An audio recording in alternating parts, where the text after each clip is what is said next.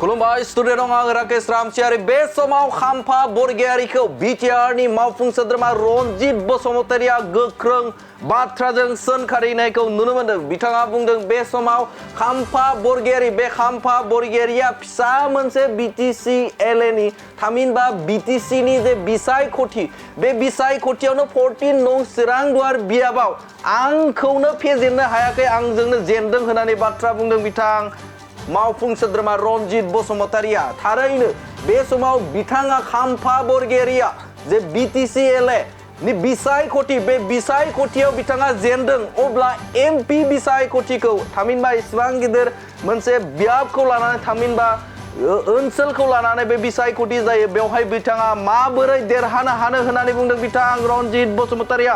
बिथाङा बुंदों जे बे समाव खाम्फा बरगयारिया आंनि बियाबावनो देरहायाखै बा जेनदों अब्ला जेननाय बिथाङा माबोरै बिथाङा बे समाव एमपि बिसायख'थियाव देरहानो हागोन होननानै सोंथि खालामदों बिथां रनजित बसुमतारिया। बिथाङा बुंबावदों जे खाम्फा बरगयारि बे खाम्फा बरगयारिया चन्दन ब्रह्मनि फल'वार होनना बुंदों खाम्फा बरगयारिखौ आरो बिथाङा बे समाव इयुननि समाव बिसायख'थि एमपि बिसायख'थियाव बिथाङा जेनखागोन आरो जेननायनि उनावनो बिथाङा चन्दन ब्रह्मखौ बिथाङा सिं बा चन्दन ब्रह्मनि उन बिथाङा इउपिपिएल राजखान्थि हान्जायाव जगदान जागोन होननानै बुंदों बिथां इएम रनजित बसुमतारिया। बिथाङा बुंदों जे बे समाव बिपिएफ राजखान्थि हान्जा बे बिपिएफ राजखान्थि हान्जानि गोबां रोजा 15,000निबो सायाव बे समाव बिपिएफ नागारनानै इउपिपिएल राजखान्थि हान्जायाव जगदान जागोन होननानै बुंदों बिथां रनजित बसुमतारिया। थारैनो 15,000 बिपिएफ राजखान्थि हान्जानि जे दैदेनगिरिफोर बिथांमोना जुदि इउपिपिएल राजखान्थि हान्जायाव जगदान जायोबा अब्ला बिपिएफ राजखान्थि हान्जाया बबे लामाजों बे मोनसे गिदिर सोंथि। मानोना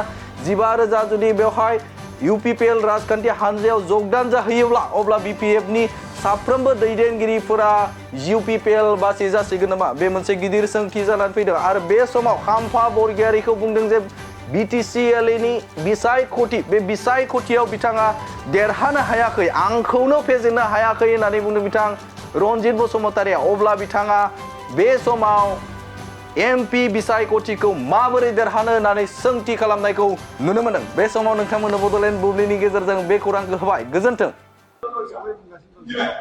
बिथाङाथ' गावनि मानसिफोरखौ लाखिनो थाखाय बुंगोन होननानै देरहागोन होननानै बुंखागोन खिन्थु लजिकआ ओरैनो रोखाखा जे बिथांमोननि सानैसो बिपिएफ सापर्टार जेरै गावनि न'खर खाम्फा आरो खाम्फानि न'खर हाग्रामा आरो हाग्रामानि न'खर जाथि बंस बेफोरबायदि जेरै देरहासार आरो देरहासारनि जाथि बंस बेफोरजोंथ' नों एमपिखौ देरहानो हाया। खाम्फाया जेराव 14 नं चिरांदुवारावनो फेरेंगावखौ फेजेननो हायाखै फाग्ला बे एमपिखौ फेजेननो हायो।